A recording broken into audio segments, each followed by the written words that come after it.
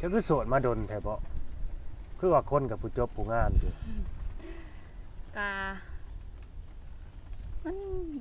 แบบเนี่ยบ่อยากแนวใด ล่มแบบว่าง่ายก็คือบ่อยากยังบ่อยากสร้างหั้นนะ ยังบ่เจอคนถูกใจสม แม่ อง น ดูว่าแนวใด ยังบ่เจอคนถูกใจ เจ้าว่ายังลืมพ่อบักเวทบ่ได้บ่จ๊ะ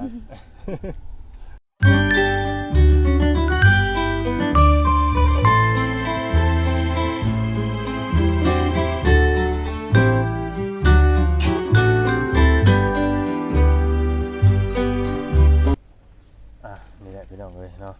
หน้าตาผู้สาวโสดนะก็เบิ่งท่าทางก็ทรงสิเป็นคนแบบมีแม่มแจ่มใสอารมณ์ดีหั่นแหละเนาะสิเป็นคนล่าเริงกับแมนลาวก็ดีเนาะ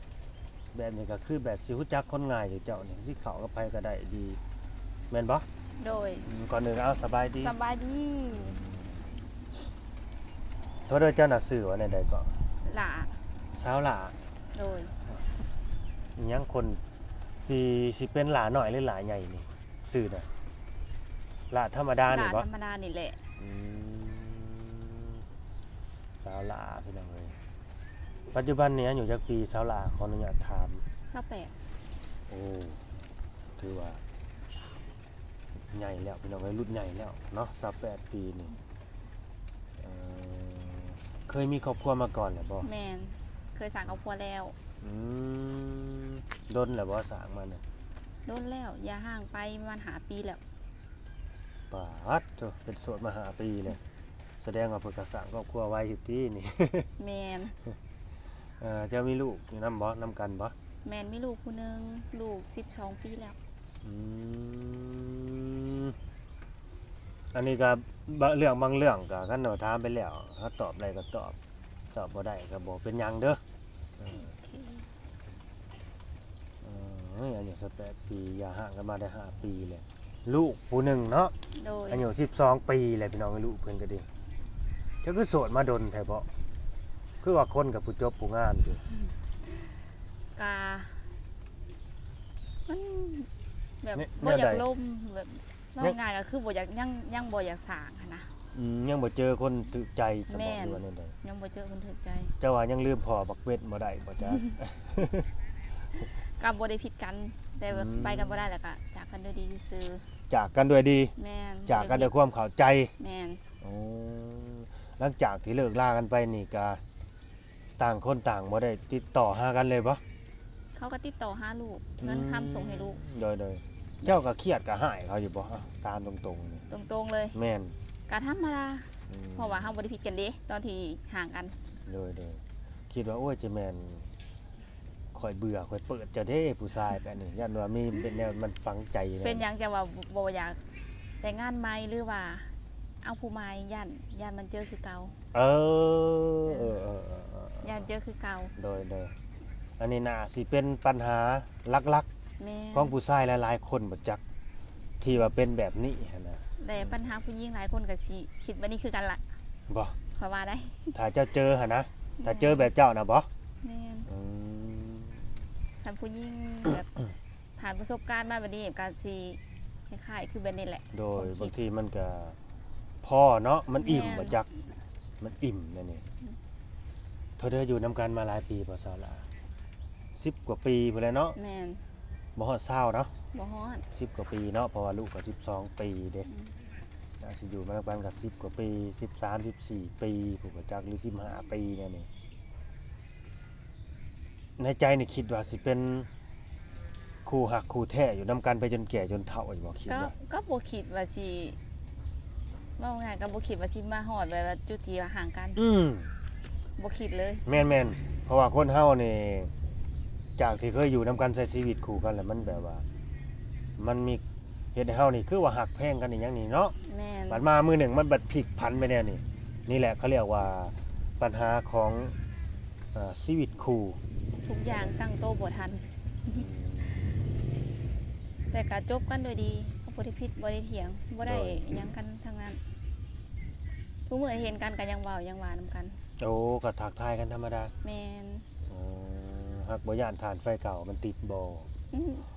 เขาก็มีของเขาเลยดี เออ เออ นี่แหละคือสิเฮ็ดให้แบบว่าสามารถเฮ็ดให้คนสองคนนี่แยกออกจากกันได้ แม่น แบบว่าทาวอนได้คือหนึ่งเขามีของเขาสองเจ้ามีของเจ้าแบบนี้ คือต่างคนต่าง แต่ฐานะที่ยังเหลือคือพ่อกับแม่ อืม ลูก สถานะคือเป็นพ่อกับแม่ของลูกเท่านั้น เพ เนาะ ราะนั้นมันคือสิ่งนั้นมันคือมันแยกออกบ่ได้เด้ แม่น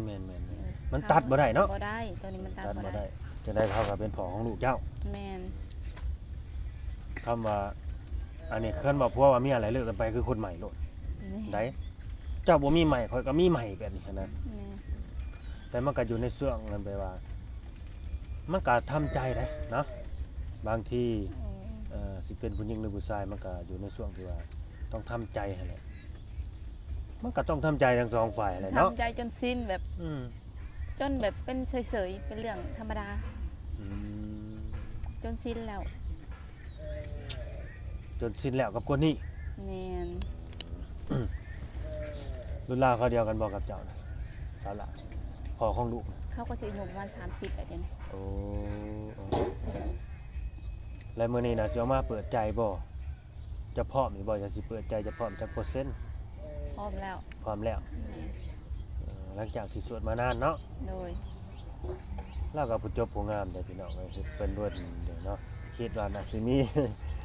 คนชนอกชนใจหลายอยู่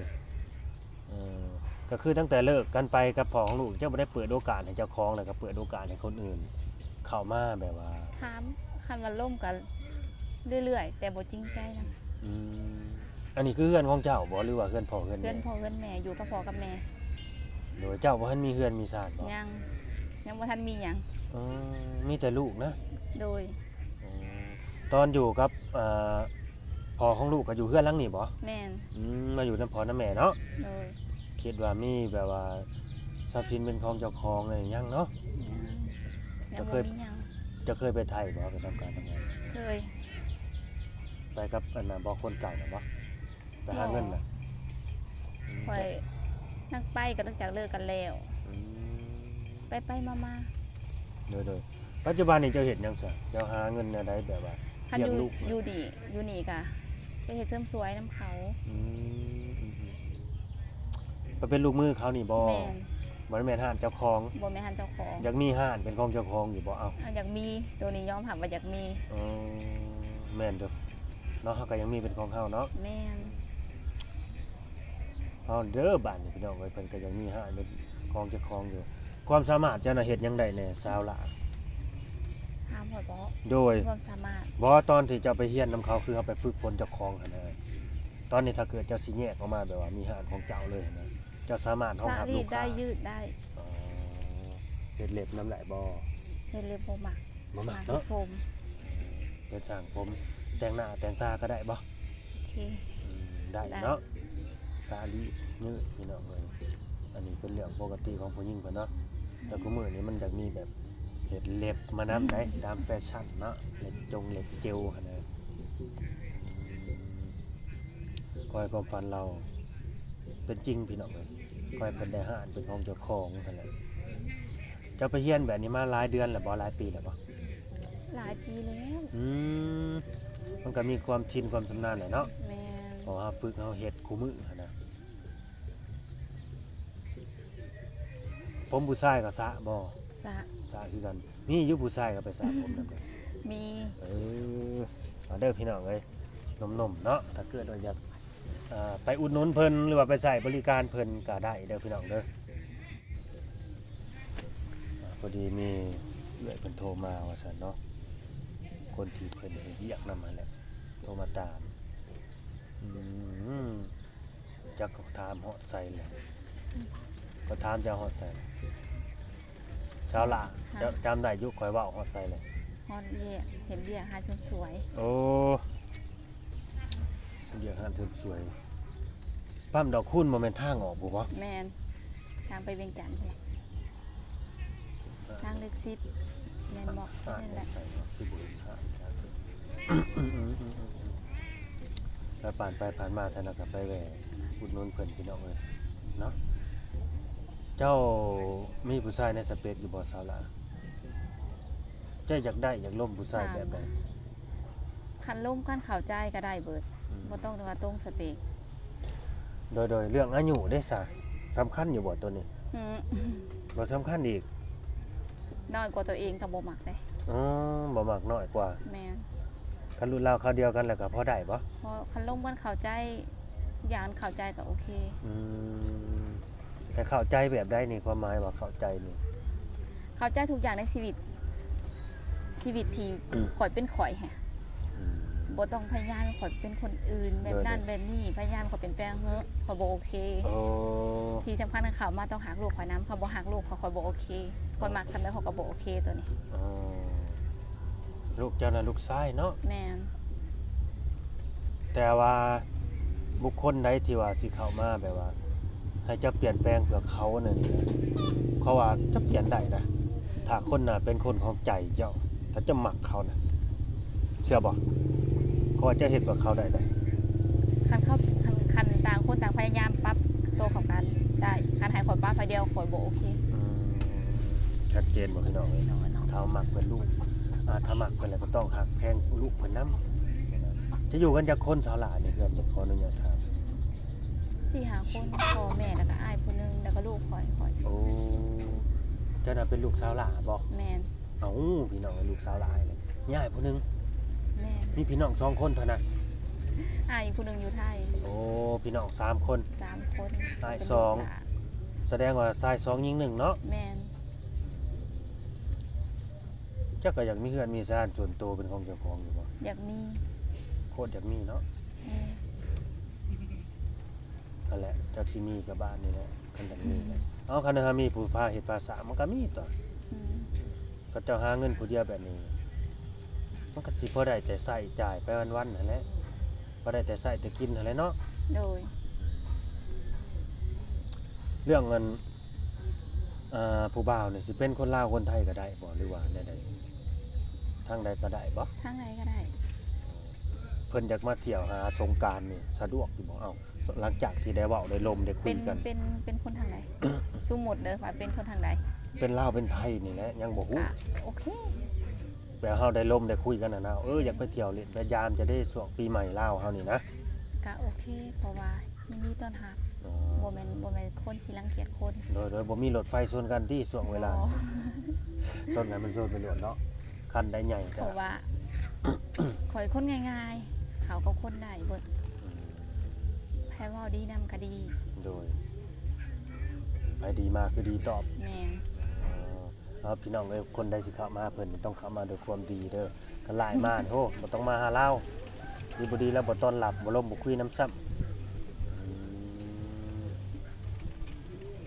โอ้เข้าใจตรงกันเนาะพี่น้องเนาะจะเกิดวันหยังเช้าล่ะ มันคาน ก็เกิดวันเดียวกับข่อยแท้ วันคานนี่เป็นคนดวงแข็งเลยพี่น้องเขาว่าเขาได้ว่าได้หักไปแล้วหักจริงเขาว่าหักเดียวใจเดียวมันแม่นสิบ่สามีสาวหลาแม่นสิบ่ฮะ ก็สิประมาณนั้น ประ ล่ะ มาณนั้นแต่คนหักเดียวใจเดียวแบบว่าประมาณนั้นข้อมูลการติดต่อจะได้บัดนี้มีหยังแหน่ที่เจ้าสิสะดวกแจกให้หนุ่มๆเพิ่นทัก มีแต่ มา เฟซ โอ้เล่นเฟซอย่างเดียวเนาะ แม่น อันนี้คือสะดวกแจกเนาะ โอเค แจกเอาบ่ได้คิดอยากไปไทยอีกบ่ตอนนี้ หลังสงกรานต์เนี่ยว่าสิไปล่ะ เอ้าเรียกที่เฮ็ดอยู่นี่ได้ซะมันเป็นจังไดมันบ่โอบ่ มันบ่โอเค เงินมันบ่ มันบ่พอใช้เนาะ แม่น บ่พอใช้จ่ายพี่น้องก็อยู่บ้านเฮาก็เข้าใจเพิ่นอยู่ดอกตัวนึงก็ดีขออนุญาตถามพ่อแม่ก็ยังเบิดบ่ ยังพ่อแม่พนักงาน